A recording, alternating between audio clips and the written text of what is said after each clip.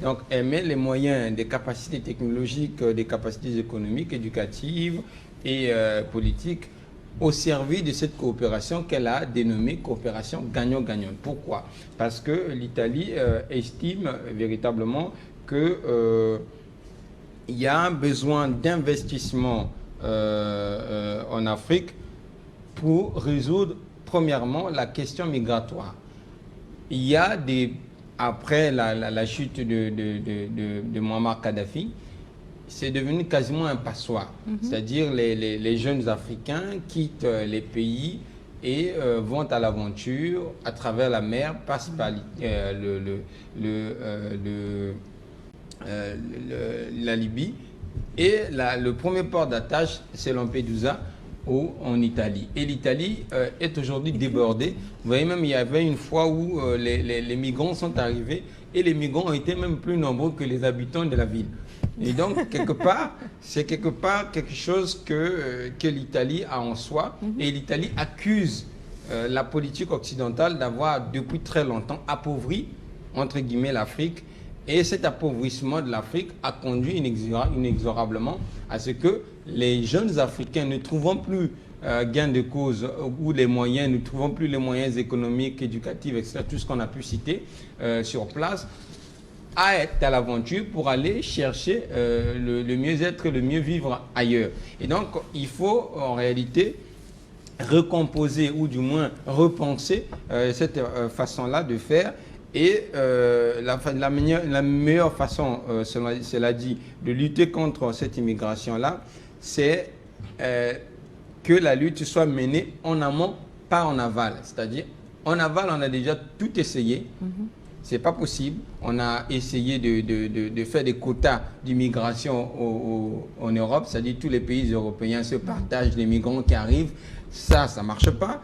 Ils ont essayé de faire des Frontex, c'est-à-dire une organisation européenne, de l'Union européenne pour surveiller les côtes et empêcher à ce que l'immigration puisse agir. Ça ne marche pas. Ils ont soutenu la Tunisie pour que la Tunisie arrête depuis son propre pays les migrants qui veulent se lancer dans la voiture. Mais vous savez très bien que cette aventure-là n'est pas c'est pas organisé. Ce sont des passeurs, des schémas occultes qu'on utilise pour partir. Donc, en aval, c'est impossible, il n'y a rien à faire. Ce qu'il faut faire, c'est travailler en amont, travailler dans les pays, investir dans ces pays, donner des mécanismes ou des moyens d'éducation, d'emploi, et de relèvement économique et pas de surexploitation pour que ces pays-là soient capables de retenir, comme a dit le président de la République, c'est les enfants africains et que ces enfants n'aillent pas à l'aventure. Alors, la chance de l'Italie aujourd'hui, c'est que il y a un mouvement ambiant qui sort un peu du schéma traditionnel des pays dans lesquels on estimait que l'Afrique était en réalité un précaré d'un certain nombre de pays. Vous savez, précaré, pourquoi? Il y a un économiste américain qui a écrit un livre, il s'appelle William Ersteli. Son livre, c'est Les pays pauvres sont-ils condamnés, c'est le titre, à le rester. Alors, dans son livre, il explique que... Déjà, je dis non. Dans ce livre, il explique... il explique c'était une question. Il explique que, voilà, pour les pays, le précaré d'un pays, c'est lorsque... Vous savez, lorsque vous êtes dans un pays, vous avez besoin d'un peu d'argent, la dette, ça passe directement par l'ancienne métropole, c'est-à-dire l'ancien pays colonisateur. Et aujourd'hui, en Afrique, avec l'arrivée d'autres acteurs comme la Chine, les pays colonisateurs ne sont plus les seuls à prêter de l'argent aux pays africains, donc les seuls à avoir de l'influence économique et politique sur les pays africains. Et le même économiste explique aussi que le FMI a un budget qu'il a préparé chaque année, annuellement, pour allouer aux pays en difficulté pour que ces pays-là se relèvent. Pourquoi c'est important de financer ces pays? Parce que les pays comme les nôtres, on a déjà une dette antérieure. Donc, il faut que l'on nous finance pour que nous soyons capables de restructurer l'économie, nous soyons capables de rebondir et de payer la dette qui était avant. Si vous laissez les gens sans financement, ils n'ont pas la possibilité de refaire surface. Ils ne pourront pas payer votre dette que vous avez contractée en amont. Donc c'est ce cercle. Il y a un cercle vicieux de l'incapacité, mais il y a un cercle vertueux. Le cercle vertueux, c'est aider les pays qui ont les options les plus franches pour avancer. Et de ce point de vue-là, l'Italie a aujourd'hui un chemin tout à fait ouvert parce que la jeunesse africaine est une jeunesse aujourd'hui mondialisée. On connaît tous les mêmes choses, on connaît tous l'Internet, donc on veut tous vivre de la même manière. On ne peut pas supporter qu'ailleurs les autres aient des conditions de vie les plus incroyables, les plus meilleures, moribolantes si vous voulez, et que chez nous, ça soit les conditions les plus exécrables pour cause de surexploitation économique d'un certain nombre de pays. Donc ça, c'est le schéma aujourd'hui, la chance de l'Italie, et on verra comment, à la longue, cette chance-là sera bien entendu tenue, parce que même dans son speech, Giorgia Meloni a dit que on pourrait exploiter du gaz au Congo, mais ce n'est pas le gaz au détriment c'est-à-dire des pays locaux, les locaux.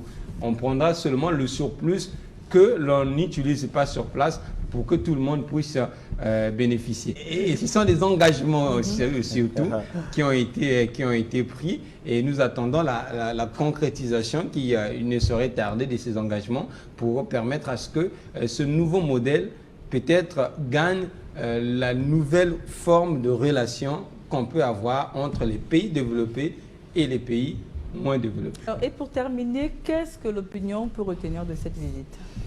Alors, qu'est-ce que l'opinion peut retenir de cette visite? Jean-Jacques Rousseau disait l'essentiel est d'être bon avec les gens, et d'être bon aux gens avec lesquels on vit. Et donc, ce que l'on doit retenir, c'est cela. Le fait que, premièrement, nous devrions d'abord réussir à décoloniser nos esprits.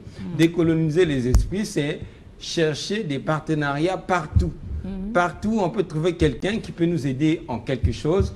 On doit avancer. On ne doit pas avoir un esprit sclérosé, fermé. Et l'Italie représente une sorte de millénaire d'histoire et de puissance économique.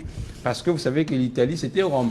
Et Rome, c'était le premier à avoir créé le modèle de domptage des pays, domptage des régions entières. Et Rome, c'était en réalité la première civilisation la plus puissante qui a structuré notre monde actuel. Mais aussi, je l'ai dit, c'est la diversification des partenariats, des partenaires. Et au moment où il y a une guerre économique en Europe, nous avons les matières premières nécessaires. Alors c'est à nous de savoir que voilà, ces matières premières-là, c'est une arme auquel nous pouvons bien entendu utiliser à bon escient pour avancer. Mais surtout, aujourd'hui nous avons été, et ça c'est un fait, nous avons été ensemble tous informés par un modèle social qui est modèle social, constitutionnel, économique, politique, qui est français à la base. Oui. On est tous, en réalité, des demi-français. Notre constitution, tout ce que l'on fait. Alors, pour changer parfois, pour certaines choses, il faut bien qu'on ait des ouvertures, des moyens, parfois même des échanges, ou du moins que les gens étudient même ailleurs un modèle social qui soit différent, notamment peut-être celui de l'Italie. Il faut bien qu'on s'ouvre à ces partenariats, surtout en termes d'études, en termes d'échanges, en termes de culture, etc. C'est ça ce qui peut permettre à ce que nous puissions voir autre chose que ce que nous connaissons déjà et ce que nous considérons comme l'infini qu'on ne peut jamais changer. Donc, il faut bien entendu sortir d'un modèle social trop fermé, mais pour en sortir, il faut que les gens soient formés ailleurs, il faut que les gens soient formés avec d'autres outils, il faut que les gens connaissent ce qui peut se passer ou se faire ailleurs, et peut-être le modèle économique, le modèle éducatif, etc. Il faut qu'on s'ouvre à ces genres de choses, et l'Italie en est aujourd'hui un exemple. On prend même l'exemple, je prends l'exemple aujourd'hui les préfectures. Les préfectures ont été créées par Napoléon pendant la Révolution française. Oui. Les préfectures sont jusqu'aujourd'hui chez nous. Ça veut dire que ce modèle français est un modèle qui a vraiment survécu, mais est-ce qu'il est totalement parfait pour notre développement? on pourrait légitimement s'interroger, mais pour le faire de façon à droite plutôt de façon intelligente, il faut qu'on ait des échanges culturels et intellectuels les plus avancés. Je terminerai par une chose. Giorgia Meloni a 31 ans. Elle est présidente du Conseil européen, chef du gouvernement, chef de l'État pratiquement pas chef de l'État, enfin dirigeant du pays. Chez nous, à 31 ans, qu'est-ce qu'on fait exactement? Et ça, c'est un couteau à double tranchant. C'est l'État, il y a aussi l'individu. Qu'est-ce que l'on fait à 31 ans? Chez nous, les garçons, en général, on cherche les médicaments pour durer sur une fille, ou parfois on fait des choses inutiles. Et ça aussi, on doit s'interroger, qu'est-ce que l'on fait? Ça, c'est une certaine catégorie qui le fait. Oui, sinon, je dirais. Je pense que l'État aussi, notre État... Je dis que c'est un couteau à double tranchant. Premièrement, je dis que c'est un couteau à double tranchant. Le premier côté tranchant, c'est nous-mêmes. Est-ce qu'on en est capable aujourd'hui, si on te met à la tête du pays, tu es capable de gérer et d'être, comme Giorgia Meloni, un grand pays avec des grandes responsabilités. Là aussi, ça interpelle la jeunesse. Deuxième élément, c'est les responsables politiques qui ne donnent peut-être pas trop de responsabilités aux jeunes et donc infantilisent en réalité les jeunes parce qu'ils se considèrent trop enfants. Tu as 45 ans, toi tu proclames que tu es encore très jeune. Donc d'une certaine manière... En tout cas, je ne suis pas d'avis avec toi parce que je pense que depuis un certain moment, le gouvernement est en train de promouvoir la jeunesse. Je sais que c'est... Aux différents postes. Le problème c'est pas... La jeunesse de 7 à 77 ans. Je dirais que la promotion de la jeunesse, elle est forte. Elle est bonne, mais elle doit aller beaucoup plus loin. On doit donner plus de responsabilités aux jeunes.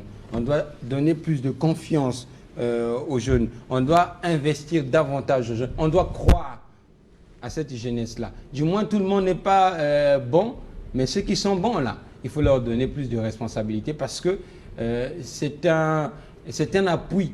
C'est un appui sur lequel les gens arrivent avec des idées neuves et une vision neuve. Et peut-être cet exemple de Giorgia Meloni va pousser les jeunes filles surtout. Regardez une jeune fille qui est chef de gouvernement d'un très grand pays. C'est inspirant pour les jeunes au Congo. Prenant de l'inspiration sur une telle personnalité. Cela permettra à ce que nous aussi, nous puissions, je pense, au cours de notre petit passage sur Terre, réaliser les grandes choses. Alors, de l'information sportive à l'information politique, nous allons marquer une petite pause. Question de se détendre un tout petit peu.